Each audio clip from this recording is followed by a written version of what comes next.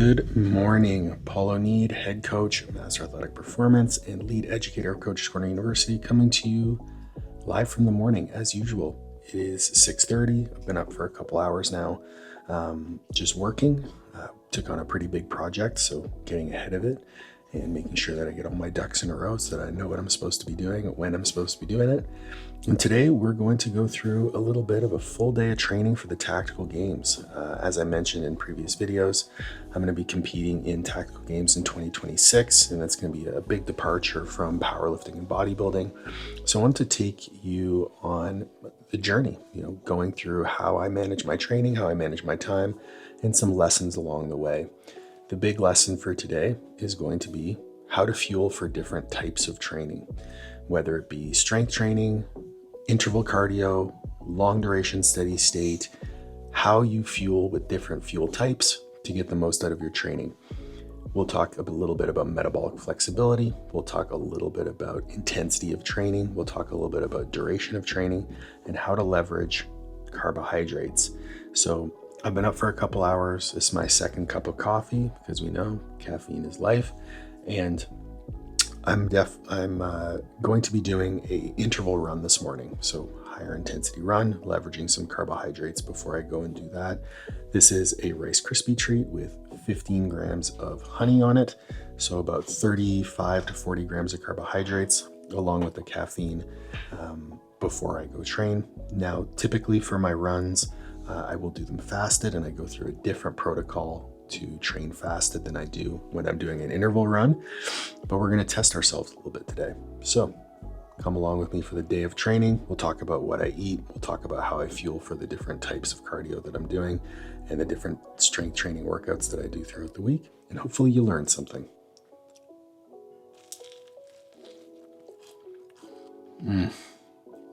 That's so good. That was fucking brutal. Best performance run ever. So it was a 5-minute warm up, 4 minutes on, and then 2 minutes recovery. Trying to run the whole time, just do the recoveries a little slower, which I've been successful with the last couple weeks. Last week, I did this one fasted with a little bit of ketone esters, and my performance was all-time best at that point. This morning, obviously, you saw I had about 40 grams of carbs before I left, and performance was way, way better. But I did notice my heart rate spiked a lot more. So it's going to be finding a balance. The run that we're doing is at like 9 a.m. So I'll have breakfast first. So there won't need to be any like strategic carbohydrates. And it's also only 5K. So it's less than a half an hour, ideally 25 minutes. But we'll get into the nuance of everything as we go. I'm about to make my breakfast and we'll go over kind of the run times I did today and what the plan is for the rest of the day. All right, so breakfast is pretty much the same thing every day. It's gonna be cream of rice, some sort of fruit, whey isolate, peanut butter, Greek yogurt, and some salt. Usually when I'm doing my cardio fasted, I'll have that Rice Krispie treat after the run. But today, since I had it before, that's gonna be eliminated. Again, the reason why I did it before, just to try out how I would feel with some carbohydrates in me. Beforehand, I haven't been doing my runs with any sort of carbohydrates and just trying new things, seeing how I respond. Ultimately, for cardiovascular activity in the neighborhood of 30 minutes, you don't need carbohydrates. It's going to be one of those things where it could potentially help, but from a fuel utilization standpoint, it's really not going to make much of a difference. You have plenty of glycogen stored within your muscles to go 30 minutes nonstop. Where it comes into play is intensity. So how hard are you actually training for those 30 minutes? The intervals today were max effort. So I was trying to go as hard as I could for those full 4 minutes. With the race next week, I just wanted to see how I feel. All right, so as you saw, we have 75 grams of cream of rice, 200 grams of berries. We have 1 scoop of whey isolate, 100 grams of Greek yogurt, 20 grams of peanut butter, and a 1/4 teaspoon of salt. Again, my breakfast every single day gives me about, including the Rice Krispie treat and the honey, about 133 grams of carbs, around 50 grams of protein, and 11 grams of fat. This is the only meal that I'm going to eat prior to training. I'm going to go train right after this. Supplement wise, we've got vitamin D, We've got Tudka, great for the liver, vitamin D3K2. We've got urolithin A, which is a phenomenal antioxidant, along with 200 milligrams of CoQ10, astragalus for the kidneys. We've got a digestive enzyme, some ox bile, which is great for fat metabolism, and a B complex. Also sipping on some aminolite just for some additional electrolytes. And you don't want any muscle breakdown, so having some essential amino acids is great. Honestly, it doesn't do anything. I just like the way it tastes, and it does have electrolytes in it. Also had some omega-3. I'm gonna go train. We've got some belt squats, some chin-ups, a little bit of jumping, and some assistance work. Whew, that run fucked me up. Just got to the gym, finishing my pre-workout. This is gonna be a half scoop of batch 27 pre-workout from TC Nutrition and a half scoop of stim-free batch 27. Phenomenal pre-workout. This is about 125 milligrams of caffeine, so not too much.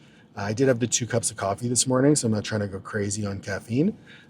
There's about 8 grams of citrulline and some other nootropics in there, some electrolytes to make sure that I'm fueled up and cognitively engaged for the training session. My intra-workout drink, we'll go over when we're in there. But I just want to say that run fucked me up, and this is going to be a really tough training session. See you then.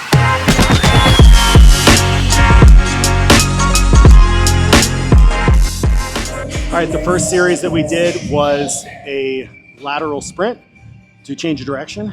Goal there is to lean into the change of direction, remain on the forefoot, and kind of anticipate those changes and be quick out of those changes.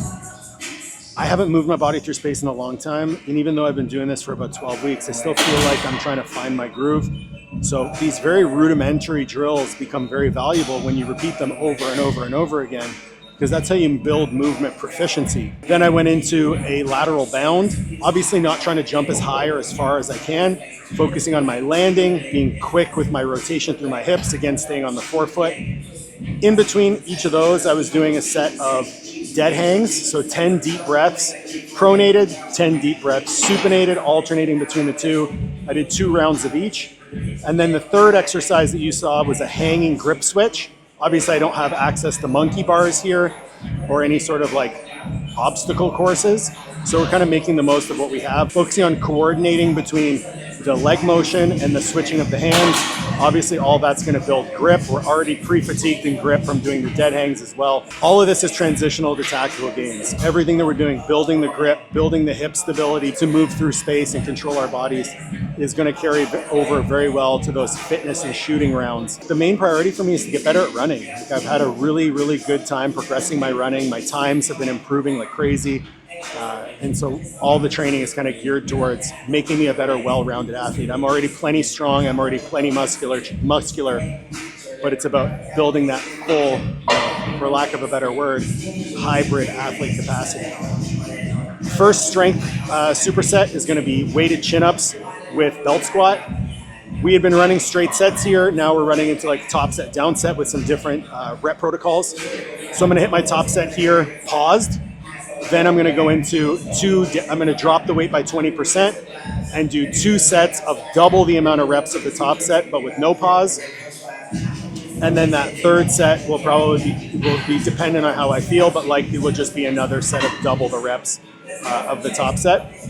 On the weighted chin up, we're doing 1 weighted top set and then 3 paused down sets, pausing at the top and pausing at the bottom. That's more so focused on my shoulder mobility, getting myself able to depress and retract my scapula with that externally rotated position. It's been a big barrier for me. All right, so that was a rep match from last week. Usually looking for a progression of some kind. So it was 30 pounds for 5. Last week I did 30 pounds for 5. So what I'll do is I'll just do another set of that to increase total volume at that workload. I stripped down the belt squat to 9.5 plates, which is 80% of 12 plates aside. And because we did 5 reps on that first set paused, we're gonna go 10 reps on the 3 down sets. Just gotta adjust on the fly. The key is just goes the same total volume, but a little bit more intensity every week. Whether it's working up to a top set or manipulating that down work to accumulate more total workload. So sets times reps times weight has to go up. And if I'm keeping the sets times reps times weight is load volume. if I'm keeping the total number of sets the same, I can play with the weight and the number of reps to make sure the workload goes up. Those belt squats feel really easy. One thing I'm noticing with all the conditioning work I'm doing, my top end strength has definitely come down, but my rep effort strength is still there. So, you know, I might be able to hit 10 plates. I get 11 plates for 4 sets of 8, then go to 12 plates for 5. Just an adjustment I've had to make. A little bit of a change in mentality, training a little bit further away from failure, because the goal is work capacity and movement quality. I'm not necessarily trying to build a ton of muscle, but we know that the volume it takes to maintain muscle, it's about 30% of the volume it takes to build it. So the fact that I'm doing all this conditioning, I'm not losing any muscle, I assure you that. Body weight is maintaining around 225 to 227 every day, and strength is holding. I'm making progressions for the most part, week to week, in all my training. So don't be fooled and think cardio is going to kill your gains. This is the face of somebody who's frustrated. Your fucking shoulders won't open up. Fun part about being a coach and having a coach is sometimes your coach sneaks things in for you without you noticing. I thought this was 3 sets of pistols and rows. It's actually 4 sets. So did 2 top sets heavy. We're gonna do 2 top sets with pauses at the top and the bottom. On the pistol squat, we're just gonna go 3 sets weighted, and then 1 set with a 5-second pause in the bottom, really focusing on opening up that end range, gaining a little bit more proprioceptive awareness and stability in deep knee and hip flexion. Hip flexion is going to be really important for tactical games with things like rope climbs, bear crawls, different like jumping over yokes and barricades, and then getting down into position and doing awkward position shooting. So all of this has carryover, and it's been really fun to explore these different ranges of motion. Super excited with those rows. We're gonna go with an assisted pistol squat. Reason I'm doing assisted pistol squats, get into that really deep hip flexion, really deep knee flexion, and I'm focusing on vertically moving my pelvis and not trying to push my hips back. I'm trying to stay in a straight line as much as I can, using a goblet load on my contralateral side to cue my obliques to engage and to stabilize my hips a little bit better. This is a really challenging movement, hence why I'm doing it assisted. The goal eventually, progress to doing them body weight. That's like peak hip stability. All right, last superset of the day. We're going into 45-degree hyper. Tib anterior raises on the wall, 3 sets of each. We're gonna go 1 heavy set, pause at the bottom, 1 heavy set, pause at the top, 1 body weight set with a 4-2-4-2 tempo, so 4 seconds up, 2-second pause, 4 seconds down, 2-second pause. On the tib ant raise, we're just gonna pause at the top and the bottom every set. Go back and forth. This sounds simple, but it's brutal. All right, so safe to say, that workout fucked me up. That was a tough one. Post-workout meal, very simple. It's the same as my pre-workout meal, except instead of berries, I had an apple, and instead of peanut butter, I have almond butter. I'm a creature of habit, and I'm not sorry about it. So I had the Rice Krispie treat with honey pre-run. I have Rice Krispie treat with honey post-run. Same amount of carbs, but 130 grams of carbs, 50 grams of protein, 11 grams of fat. This meal, I also have a couple baby carrots, just for a little bit of fiber. I have a meeting in 15 minutes with my lovely wife to go over some stuff for the business. And then we're going to get on with our day. I will be doing the whiteboard talk next, and that's where I'll see you. Catch you there. Welcome to the whiteboard. We're going to chat about metabolic flexibility. This is the first whiteboard talk that I've done, so if you guys like these or you want to see more of them on specific topics, just let me know. Happy to do them. I am an educator, and this is probably my favorite part of my job. So metabolic flexibility essentially boils down to how well our body can switch between fuel sources depending on the demands placed upon it. Now, in order to understand metabolic flexibility, you have to understand a few nuances about metabolism itself. We have essentially 3 energy systems. One that's quick, one that's medium, and one that's long duration. All right, fresh off the whiteboard and into the last session of the day. So it's gonna be a 20-ish minute kettlebell workout, and then 20 minutes of zone 2 on the elliptical. Just finishing off with some extra physical activity today. The kettlebell workout's gonna be 16 Russian kettlebell swings, 8 half Turkish get-ups, 8 kettlebell snatch per arm, 8 single arm kettlebell press, and 2-hand lateral kettlebell swing. Just moving through this at a steady heart rate, nothing special. We're gonna do this workout without any intra-workout nutrition. My heart rate for this workout typically ends up being in the neighborhood of 120 to 135 beats per minute, so very much an aerobic workout. No need for intra-workout carbs here, even though the workout session is about 45 minutes in total, maybe 50, and then we're gonna do some dry fire. So making sure we match the nutrition demands of the workout with the nutrition that we're providing. I'm not fasted right now by any means. I had a ton of sugar and carbohydrates during, and intra-workout. I had carbohydrates before my run, so I'm not glycogen depleted in any way. And I want to make sure that this workout is more so a fat metabolizing workout, if you want to call it that. But more than likely, it's just going to be a workout that I do and isn't going to raise my heart rate into a more glycolytic state. If I was to push the load on the kettlebell workout or push the pace of the kettlebell workout, yeah, we could make it a glycolytic workout and then it would demand some intra-workout carbohydrates. But I use these additional sessions more so to focus on mobility, more so to focus on setting myself up for the sessions the next day, and just keep my movement high, keep my daily physical activity very high. I'm already just shy of 10,000 steps for the day. This should put me closer to 13,000 steps for the day, so a ton of activity. Keeping myself very insulin sensitive, making sure nutrient partitioning is there so that the calories that I am eating is going towards supporting glycogen replenishment, performance, and maintaining muscle mass. Just finished 20 minutes of cardio. Now every day I do dry fire for 10 minutes. What dry fire is, it's a very cheap way to practice shooting. What we're trying to do is we're trying to either acquire sight picture or practice our pulls from the holster, essentially trying to shoot free throws with the pistol. There is some action shooting involved with tactical games. So there are some rounds that are just pistol only or just rifle only or rifle and pistol combined.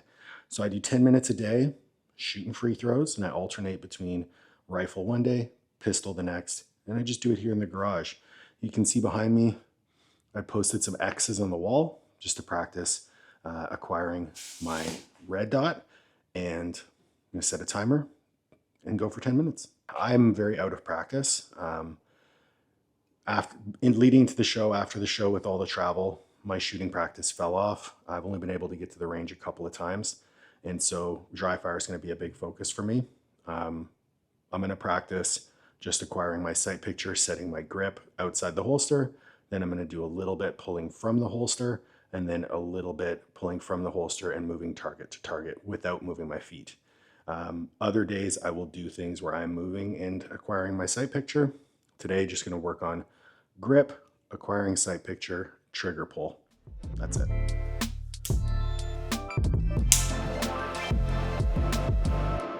All right, next one we're going to do is a trigger pull. So we're going to do the exact same drill, except I'm going to pull the trigger.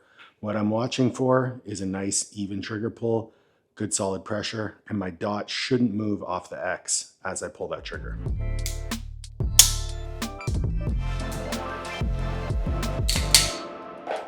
Getting better, getting quicker. Now we're going to focus on drawing and acquiring sight picture, not pulling the trigger, just drawing and acquiring sight picture.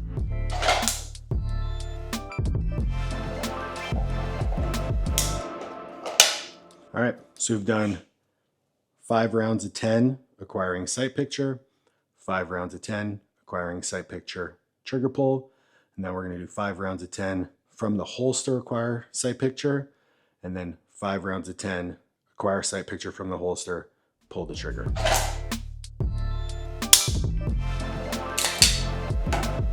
A few things you'll notice when I'm practicing dry fire. First thing, today I'm not doing any magazine changes. Otherwise I might have an empty magazine in the pistol, but for today the pistol is empty. As you can see, it's clear and there's no bullets in the chamber. And even though I know there's no bullets in the chamber, as I'm doing the dry fire before every round, you'll notice I press check the pistol to make sure there's no bullets in the chamber. You can never be too safe. I don't have any ammunition in the garage at all. nowhere near the gun. We're trying to be as safe as possible in every sense. And you'll notice every time that I holster the pistol, you hear that's me actuating the safety. So even though there's no chance that this gun would go off, I make sure that the safety is on, and I look in my holster as I reholster, hands clear. Always be safe. Practicing safety in your home, at the range, paramount when you're using firearms. All done. All right, post third workout of the day. We've got 150 grams of turkey, 150 grams of rice, 200 grams of fruit, 125 grams of veg, and a hard-boiled egg. Very simple. I'm also gonna have 2 squares of dark chocolate with this meal, and then I'm hopping into some meetings. Keeping it very simple.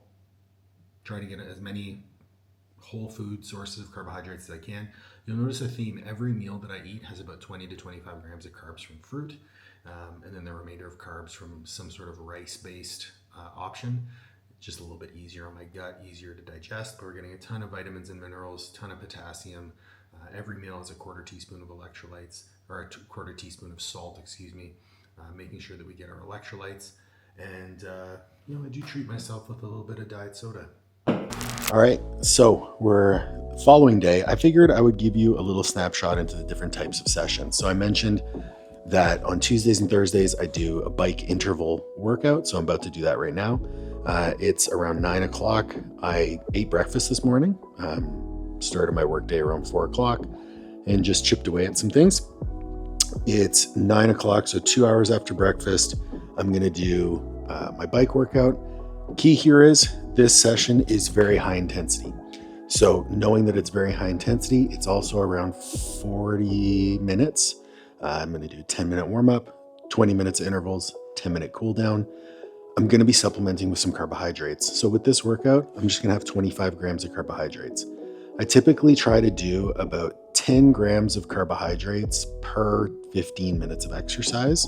So that puts me, 45-minute workout would be 30 grams of carbs. I'm just shy of that, so I'm gonna just do 25. It also works out that that's a level scoop. But knowing that I'm not fasted, definitely not glycogen depleted, I just wanna fuel enough so that I can put my full effort into the session. So we're gonna go ahead and do that now and try not to suffer too much.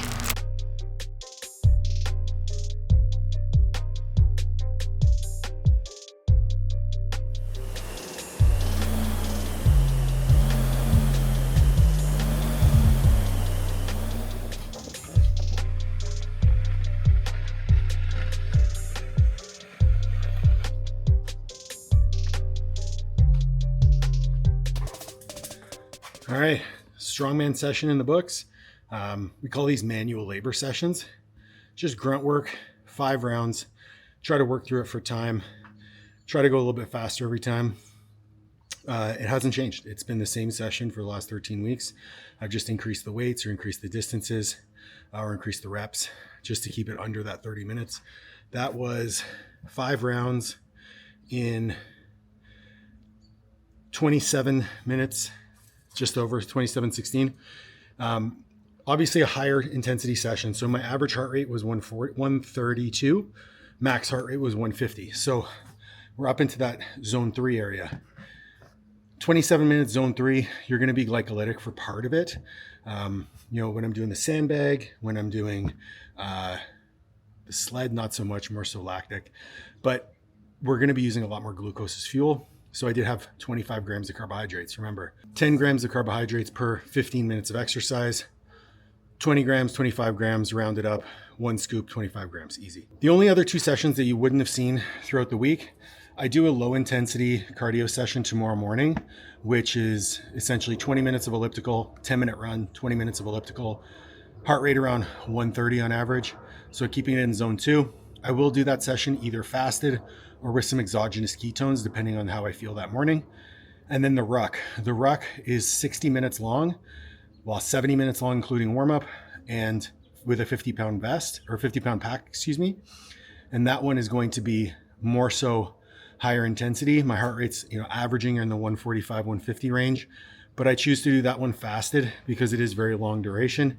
And pushing your aerobic system and your fat burning capability has carryover into your recovery capacity. So hopefully you guys learned a little bit. You got to see what kind of a framework of a full week of training is going to be. So Monday, we've got a 20-minute run, a lift, a 20-minute cardio session, and then a kettlebell session. Tuesday is going to be bike sprints in the morning, manual labor in the evening. Wednesday mimics Monday, except the morning run is that high intensity tempo run that I did on the first day. Today was bike sprints, manual labor, and then tomorrow long cardio, lift, and then kettlebells and cardio in the evening, just 20 minutes. Actually, no, Fridays there's no cardio because the cardio in the morning is longer. And then Saturday is going to be a ruck, which I'll do fasted or which I'll do with ketones. And then Saturday afternoon, I'll go lift and do some bodybuilding. And then I'll have my 25 grams of carbs during training. So if there's anything you want to learn about with this process, any questions you have about metabolic flexibility, let me know. And if there's anything that you want to see from me in terms of content, comment below. Make sure to like, share, subscribe, and ring the bell for notifications. And we'll catch you in the next video.